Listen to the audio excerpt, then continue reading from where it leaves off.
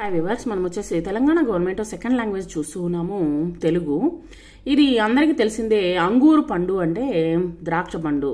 ఈ యొక్క ద్రాక్ష పండు కథ మీకు అందరికీ, నక్క ద్రాక్ష పండు యొక్క కథ అందరికీ తెలిసిందే. ఒక అడవిలో ఒక నక్క అంగూరు పండు తినాలని అనుకుంది. అంగూరు పండు అంటే ద్రాక్ష పండు తినాలని అనుకుంది. తర్వాత 5-6 తోటలు చూసింది. చివరకు అంగూరు తోటకు పోయింది. సరే, అక్కడ ఉన్నటువంటి తోటలన్నీ చూసిందనమాట. తనకి ఏది నచ్చక ఈ చివరకు వచ్చేసి అంగూరు తోటకు పోయింది, అంటే ద్రాక్ష పండ్ల తోటకి వెళ్ళింది అనమాట. అంగూరులను చూసింది, ఆ యొక్క ద్రాక్ష పండ్లను చూసింది. పండ్ల కోసం ఉరికింది, పండ్ల కోసం వచ్చేసి ప్రయత్నం చేసింది. అంగూరు పండ్లను అందుకుందామని ఎగిరింది, అంటే ఎట్లయినా సరే ఆ యొక్క పండ్లని తిందామని అనుకుందనమాట. అనుకుని బాగా ఎగిరింది. ఎంత ఎగిరినా ఒక్క అంగూర పండు కూడా అందలేదనమాట, ఒక్కటి కూడా తనకి చిక్కలేదనమాట. సో ఏడుపు వచ్చింది, అంటే చాలా దూరంలో ఉంది, చాలా ఎత్తులో ఉందనమాట అది. సో అందని పండు ద్రాక్ష పుల్లన అన్నట్టు అంగూరు పండు పులుపు అనుకుని వెనుకకు తిరిగిందనమాట. అది పుల్లగా ఉంటాయి, ఎవరు తింటారు దాన్ని అని చెప్పేసి, అంటే తనకి దొరకలేదు కాబట్టి, అదే దొరుకుంటే దాన్ని తీయదనము అని అంటుందన్నమాట. కాబట్టి ఇక్కడ వచ్చేసి అంగూర పండు పులుపు అనుకుని వెనుకకు తిరిగింది. ఇంతలో ఒక ఉడత అంగూర పండును కిందకి వేసింది, అంటే కొంచెం మారుగా రాస్తున్నారు దీన్ని. ఒక ఉడత వచ్చేసి అంగూర పండు కిందకి వేసింది. నక్క అంగూర పండ్లను తిన్నది.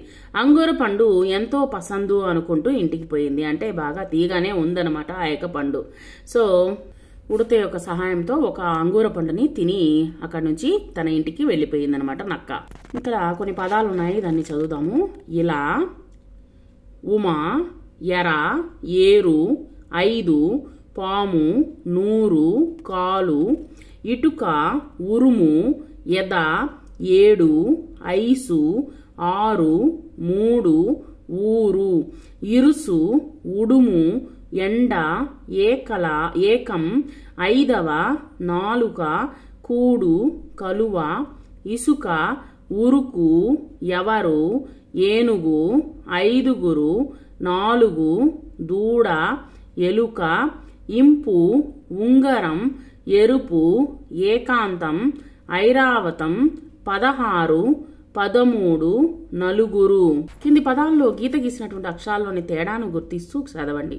ఇక్కడ చూడండి. కుండ, కూజ, గుడి, గూడు, రాజు, జూలు, నుదురు, నూరు, చురుకు, చూరు, తురుము, తూము, దురద, దూరం, మునుగు, మూలుగు, బురద, బూటు, బుడమ, బూర, సునకం, శూలం, రుచి, రూపం, యువత, యూరప్, పులుసు, పూలు, ముర, మూర.